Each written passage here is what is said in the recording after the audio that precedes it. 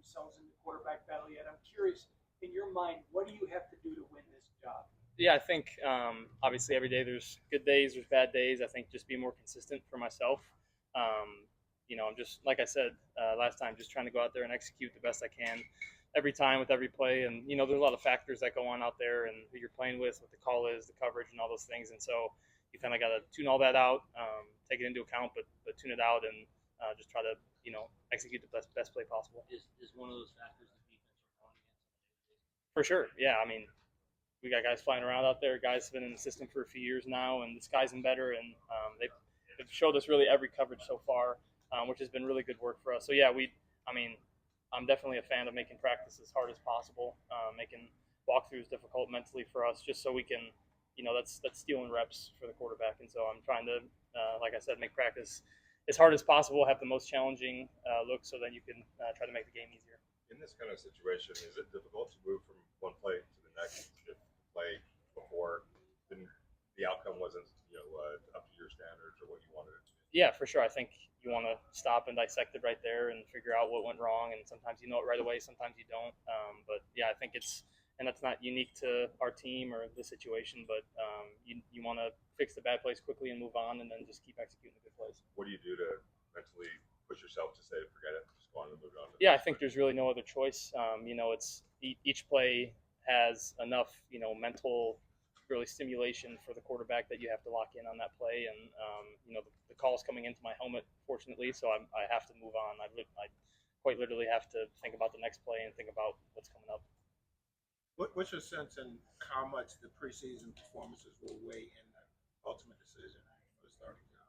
Yeah, I'm not sure, to be honest with you. I really not sure how they're going to go about doing that, and it's not my decision. And so just trying to, like I said, there's days of practice before our first preseason game, so trying to execute in practice tomorrow and in our jog through the next day, and just trying to take it day by day. And I think that's what it takes to try and play your best ball.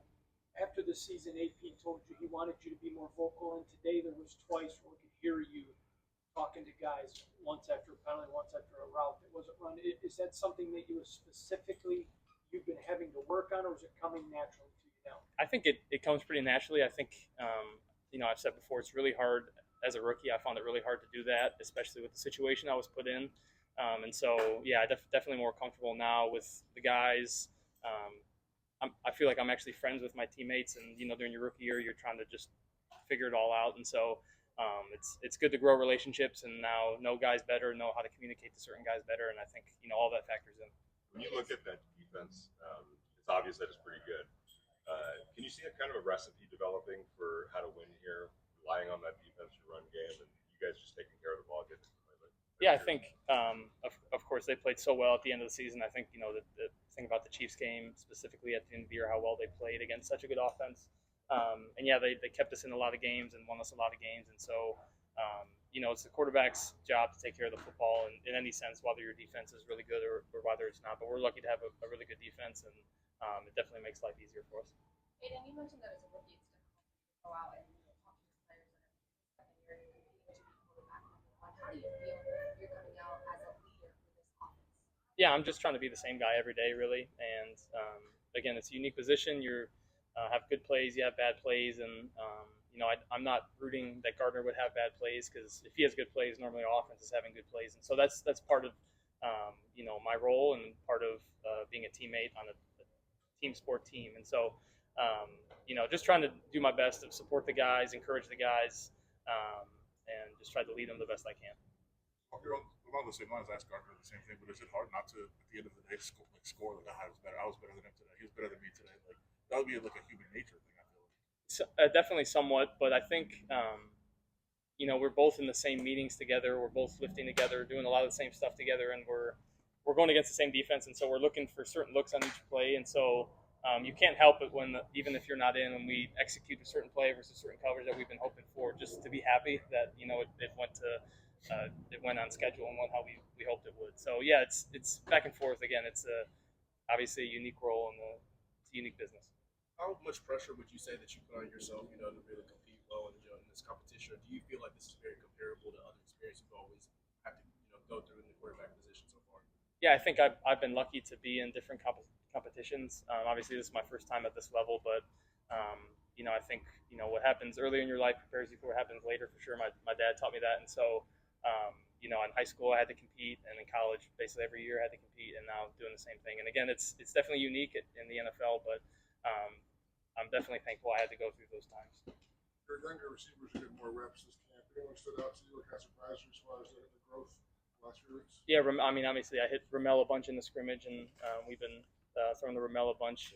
I think DJ Turner has really impressed me so far. He works so hard, super smart kid, and plays every play. We've had a bunch of clips where the run's backside, he's all the way on the other side of the field, and he's running across the field to go clean up a block or do whatever. So we have a lot of guys. I think Luke's done a great job of instilling that culture into our receivers of finishing the plays. When you catch the ball, try to go score. And so there's a lot of guys I can mention, but those two come to mind.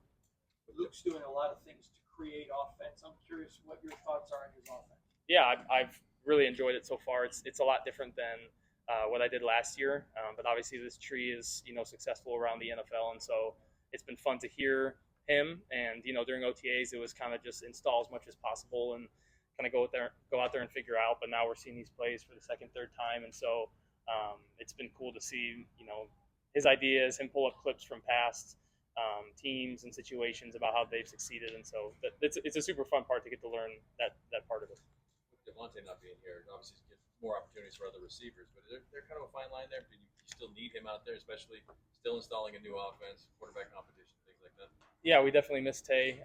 He's not just a great player, but a leader for us, and so wish he was out here, but obviously he's having a baby, so not mad at him at all, and hoping for smooth delivery and everything. But it's you want as many reps as possible. He's a guy that sees the game in a very unique way, and so for him even. I think we miss him a lot on the field, but especially in the film room to hear what he's saying for each route, each concept. Obviously playing in his offense before, it's just part of it. Okay. Thank you guys. Appreciate you.